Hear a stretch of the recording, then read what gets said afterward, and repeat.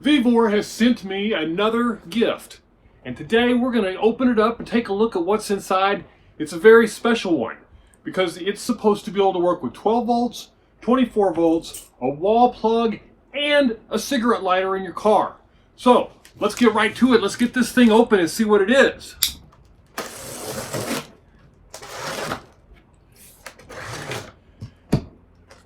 And one of the things that coming up with hurricane season that's always the problem is keeping things cold and keeping things refrigerated and frozen. Now this is a really timely shipment because in this box I have the Vevor portable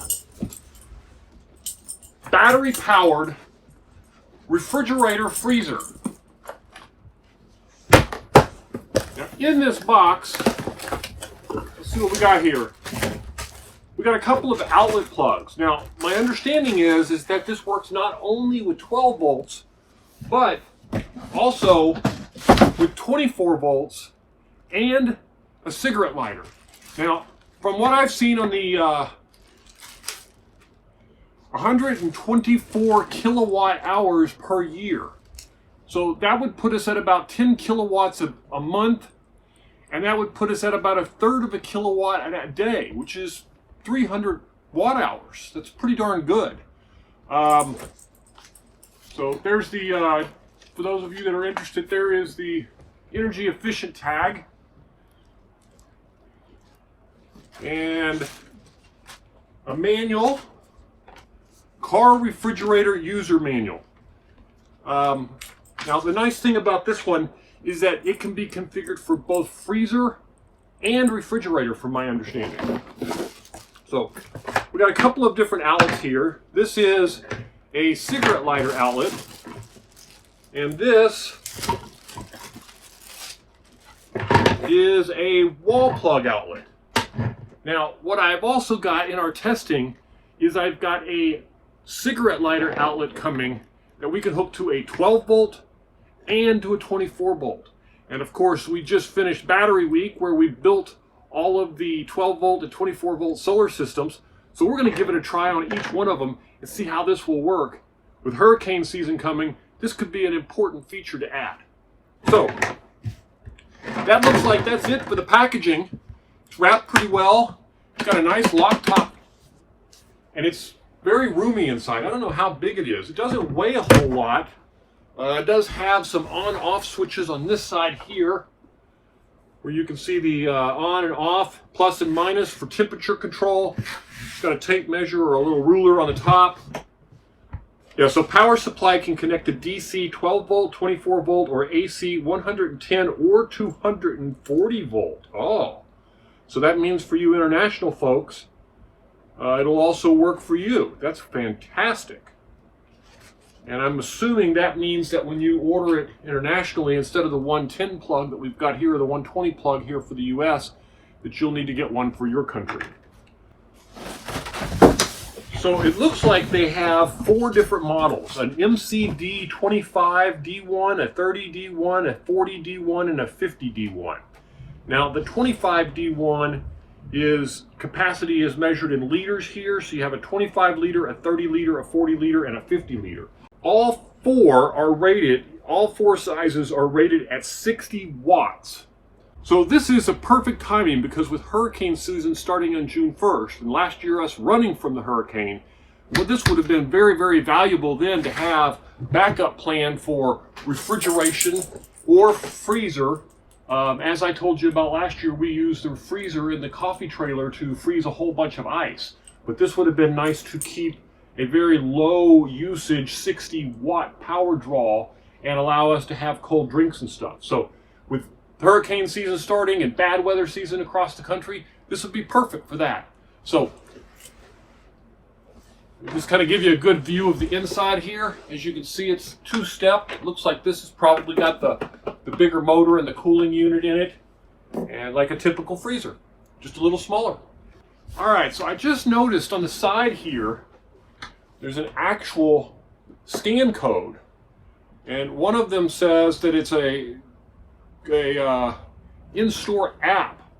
And looking through the manual, it looks like we do have a configurable Bluetooth setting that we can set up and control the temperature. So we will give that a test also.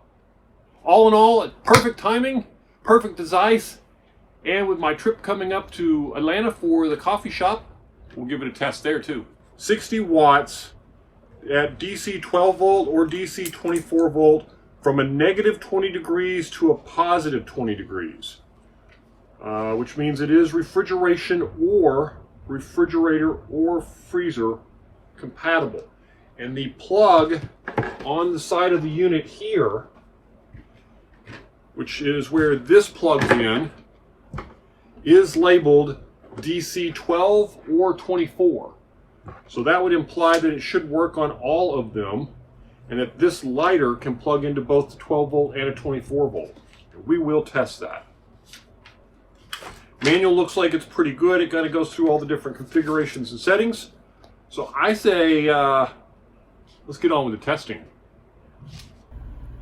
All right, so the first thing I did here was just follow the quick directions. I plug it in, I push and held this button here, and it starts to blink, and then we can change to eco mode or max. I put it on max, go through that, make sure it's set on Fahrenheit, give it a few seconds to time out, no big deal, it's on. Then I come over to the temperature, I changed it to 1 degrees. Now keep in mind this temperature setting here is only in Celsius, so I set it to 1 degree Celsius. So you can go 0, which is freezing, but I want it just above freezing. Then I feel the machine come on. I don't think you can hear that in here, but it is definitely running. So, good start. I'll let it run for a while and I'll go. Wait a minute, I can feel it on this wall. It is already getting cold. All right, we're seeing progress already. All right, we're seeing progress already. You can see here, it's already registering only 70 degrees. Now that temperature gauge has got to be from the inside, but I can feel it's not noticeably cooler in here. And if I put this is reading 57, 61 at that wall. All the walls are starting to chill. You can even see the humidity starting to form here all the way around it. This thing has only been on for 5 minutes and it is already cooling off very, very quickly. This wall over here, being the primary cooling unit, must be where it starts.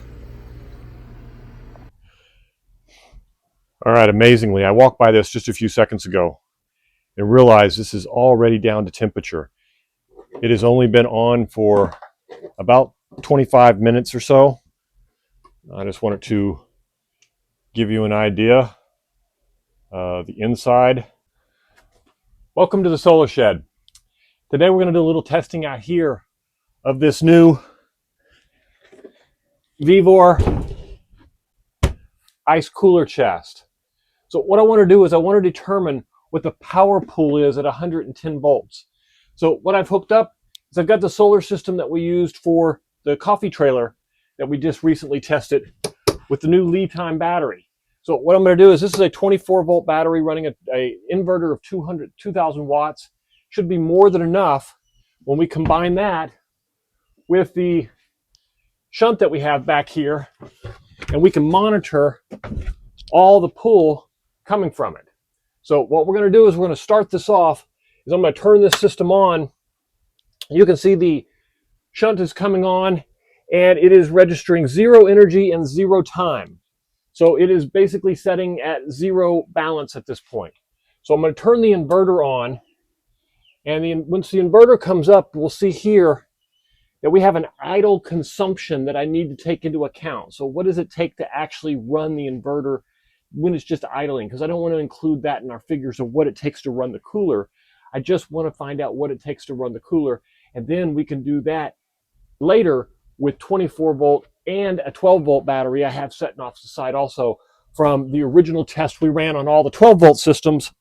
I have this Life Power deep cycle battery from Zerbo. I got this off of Amazon. I'll include a link for it also. But here's the important part. Let's get this hooked up. And I'm going to do a couple of different test runs here.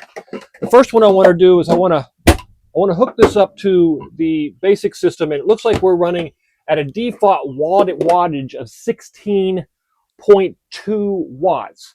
So that means that's our baseline where we're going to start here. This is for running it off of 12 and 24 volts. So we'll save that for later. And then we are going to set this up on the table here so we can get a good clear view of it. And then I'm going to plug it in. And as soon as I plug it in, the charger comes on. And I just want to see, it is showing 15.5 watts. So it's still way down at the idle consumption. It's not using anything. So now I'm going to turn this on.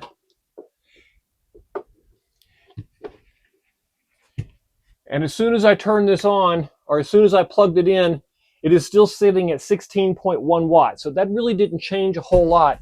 Sorry about that sun glare there. It is really glary outside today, so I'm trying to do my best to get you a good view of this. So what I will do is I will show you on the app how you can configure this. The app is really cool. It's very simple. It's pretty plain Jane. Unfortunately, my app is on that thing right there. Oh, my camera. It's my phone. Sorry. So what I'm going to do is I'm going to manually turn this on. And I don't know if I can. I'm going to just grab this camera and pull it up over here. Sorry for all the moving around on you. Here we are. I'm going to turn this thing on, and you can see, before I get started, I'm going to zoom in here on this, show you we're sitting at idle consumption of 16 watts. So I am going to turn this on. And what I want to do is I want to bring it down to just above freezing. 34 degrees is perfect. So you just basically up and down to change the temperature. And it says that it's currently 52. So what I'm going to do now is take a look over here at the watt consumption. We can see that it hasn't. I just felt it kick on, and it jumped up to, what is that, 57 watts? It looks like 57 watts. Now, just to make this interesting, this is empty, has nothing in it but some directions. I'm going to take the directions out, and I brought a gallon of water. Assume this was like a gallon of milk or something. This gives us something for this to actually cool down, for it to absorb the... All right, here we are. As you can see, it's at 41 degrees. We're down to 43 minutes. A few minutes ago I was here and this was showing 34. So it's, and I can hear it cycling, running. And let's see, on the wattage it's pulling is 75, 76. And I just want to take a look inside. The walls are running at a nice down at in the 30s, and the water is starting to chill. It is at 77. It started off in the high 80s. So, and so far we've used 45 watt hours in 44 minutes. So it's 1 watt hour per minute is what it's looking like. It's what this will come out as. Anyway, we'll get back to it later. All right, so here we are. I hear the compressor running and it's reporting 34. It is still running at 81.2 watts. And it's been running for 1 hour and 10 minutes. Now keep in mind, it is in a shed today and it is very warm out here. It is almost 100 degrees here in the shed, or at least the backboard is 100 degrees. That was 94 degrees. The outside of the case is 94 degrees. Combiner box is 97 degrees. And the inverter is a lot hotter. So keep in mind that's part of the effects here, but it's also part of the test, is to make sure that we have it covered. Now, let's try in here. That is down to 33, a little warmer on that side, and that's because the water is still starting to chill. It is dropping. It's at 60, 62. So it is still running and working, but that water did change things just as I suspected it would. Last night, when I turned this on, it only took about 20 or 30 minutes for it to drop completely all the way to the bottom. So, all right, we will check back in later. All right, here we are. We are obviously past the point of the compressor running. You can see it's down to the idle consumption. 2 hours in. And I am going to take a look inside. It is perfect refrigeration temperature in here. And it is still consuming the heat out of this, and it is cooling off quite nicely. All right. I think it might be time to cool down completely. Was 141 watt hours, and we were at let's see, 120, 140 minutes. Very, very close to exactly 1 watt hour per minute. So you can see that 2 hours and 23 minutes is 120 plus 24 is 142, 144 minutes, and 141 watt hours. So that'll make this very easy to calculate if this holds true. Keeping in mind also, that does include the cost of the inverter in those numbers. Now, from what I've seen, this showed it running at about 72, 73, 74, even 77 sometimes. That 17 from that would put it right at 60 as it promised it was. That was what it said the consumption would be. So we will change this now to batteries. We will run it off of a 12 volt battery first, and then we will run it off of a 24 volt battery. And then I want to do a timed test for, although this has given me a pretty darn good representation of what it is, I do want to do a time test over a period of 4 or 5 hours and see if we end up with the same consumption here. These numbers are very important if you're going off grid and you've got a solar system and you want to know if you can make it through the bad weather. And that is what I am using this for, is traveling and how much solar would I need to make it work.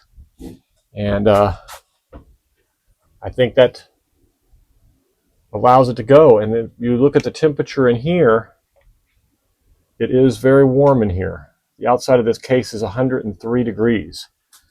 The wall here is 101.5. And the combiner box is 101.3. So it is 100 degrees in here, and it still managed to take care of this, which means this will work well in just practically. Okay, so here we are. I have connected, as you can see here, this black wire runs over here, and this red wire runs through a fuse and runs down to a 24 volt, 12 volt plug. This plug is in turn plugged in at 24 volts right now to the freezer. And as you can see, the freezer is operating nicely. Now, I just heard the compressor kick on, and as you can see, it is operating right at the 60 watts that they promised, which is the same calculation going through the inverter, except the inverter cost is removed from it. So this is even more efficient going through a battery connection than it is going through the inverter connection. So if we just bypass that completely, we are pulling 58, 59, right at 60 watts. I'm going to let this run for a while just so we can see where it is. It's at 2 hours and 51 minutes and 165 watt hours, which if we do the math, it's 120 plus 50 is 170. We're still maintaining just under 1 watt hour per minute. So we're just going to leave this run for, let's say, an hour or so. It is still very, very warm out here. That'll keep it cranking up and show us worst case scenario. And right now we are running off of the lead time 24 volt system. Here in a minute we will switch it to a 12 volt system. But this is a very successful test. See you in a fit. All right, here we are, quick update. 34 degrees. Compressor's not running. Still running off a 24 volt lead time battery. We're at 3 hours and 30 minutes. We're going to switch it to 12 volt now. All right, here we are. We have changed this over to lithium iron phosphate 12 volt battery here. I left everything here. Just leave the inverter off. Connected it all to the same exact plug. And I have not plugged it in yet. So let's do that.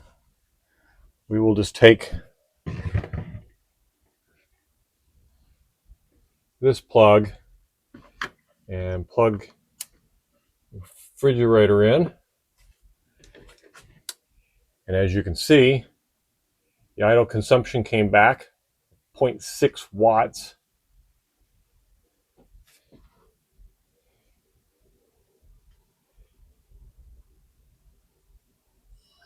And I just heard the compressor kick on. And as we can see there, it's running at 46 watts. And as we've learned, that's its initial kick on with the fan and everything. And then it does amp up here in a little bit to 60 watts. So we will give it a little bit. We'll check back. I reset all the counters, as you can see here and here, the time and the usage since we switched to 14 volt battery or 12 volt battery. All right, we'll check in a bit. All right, so here we are on the last day of testing, finally. This one's been a long one, but it's been really worth it. As you can see, I left this thing running on this 12 volt system for about 9 hours and really confirmed that the cycling time was really done well. It doesn't run continuously, and you can see here that it isn't even close. It's only 264 watt hours. The battery is still holding up very well. It's sitting at about 75% at this point. And the cooler is holding its temperature really well. And the app allowed me to kind of monitor it and make sure what was going on with that. I am going to go in and check on the inside. The water jug is down to temperature now, and it is nice and cold. And the temperature consistently throughout here is pretty much the same at this point, and it's maintaining very well. I think that wraps it up. I think it's safe to say this was a successful test, and it performs exactly as advertised. All right, so here we are. We've done days of testing on this 12 volt refrigerator, which turns out to be much more than just a 12 volt refrigerator. It turns out to be a 12 volt, a 24 volt refrigerator. It also turns out to be powered off of 110, 120, 240. Very very, very convenient all the way around. I've tested it on standard 12-volt batteries. I've tested it on larger 24-volt batteries. I've ran it for hours and hours and hours on inverters, off-grid systems. I've ran it with 110 voltage from grid systems. I've ran it in the back of a truck hooked up to a trailer adapter. Basically, this thing outperforms any expectations I ever had. It is a fantastic device. The temperature controls are amazing. It holds it completely, very, very small variance within what you set this to. You can get right there, right at the edge of freezing, but not quite go down. It takes a little while if you have a lot of contents in it, it takes a while for it to extract all the heat out of those contents. That's not unexpected. It doesn't have isolation of air or circulation of air inside, so it is an absorption cooler. So it's not going to just it's not going to be like a refrigerator where you stick a can of Coke in there and it instantly gets cold because it's got air flowing past it to suck all that heat out. It does take a while for that heat to absorb down, but we saw that with the gallon of water that I stuck in there. It worked just well. It got down to temperature well. It held it well, and it maintained it for days. Absolutely no problem with this unit whatsoever. It's a fantastic deal. That was why I was so harsh on all the tests, because the price is just fantastic. It's a good deal. The shipping was good. Vevor is really outdone themselves on this one. The app, although the app is simple, it performs all the functionality that you want without any defects or bugs. That's just the amazing part. These days, usually your apps are so buggy and flaky. This one just works. I was able to leave it out here in the solar shed and pull the app up anywhere within the RV. Most of my Bluetooth stuff, including my batteries, simply that of the Victron devices. And we're talking about Victron with a good quality Bluetooth in it. And they simply couldn't communicate from that distance on a reliable basis. But this one did. It works. It just simply works. I don't know if it's a matter of it doesn't need continuous connection with the Bluetooth, or if it just needs a simple packet here and there, or is it just that strong and well devised. Either way, it's pretty light. It functions really well. It's quiet in operation. It runs on your 12 volt, your 24 volt, your just about every power source I could come up with, except the 48 volt. I didn't do it there. I did do a step down from 48 to 24. That worked fine. Actually, I did a 12 volt step down also, now that I think about it. So everything on this thing works exactly as advertised. It's a fantastic deal. And I want to thank Vevor for sending me one, because I am going to use this continuously. And in this environment that I'm in now, where we're talking about, have a plan for when bad times hit, when hurricanes come through like last year or the year before, and having a bug out plan. This is the ideal solution for keeping medication, for keeping all of that stuff cold in your car, where you can plug it into a cigarette lighter.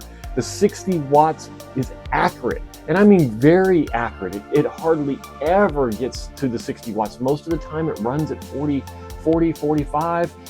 When it does a high cycle of pulling the heat, when you first turn it on, it's 60. But for most of the part, once it gets down to temperature, 40 and 45 is where it typically stays at. As you can see from the usage over here, 264 watt hours after 9 hours of operation. So the efficiency is there, the cycling is there. This is at 34 degrees continuously, and half of the time that is on that meter over there, it was well over 100 degrees here in the shed. So I didn't give it the ideal circumstances for it to be tested and say, oh yeah, it passed the test because it was sitting in a house in a nice environment at 75 degrees, and yeah, I could keep it at a refrigerator temperature. No, I ran it through the ringers and really tested it. I also, on the freezer side of things, I cranked it way down, and it is time knocking it down there. Stuck some ice cream in there for 4 or 5 hours. It held that just perfectly. This is an all-around, well-rounded device. It comes with all the adapters that you need. It comes with all the manual is very well written. The app works perfectly. I can't find a flaw, and I'm very impressed. It's a good device. I hope this helps, and we'll see you on the next video, and you have a good day.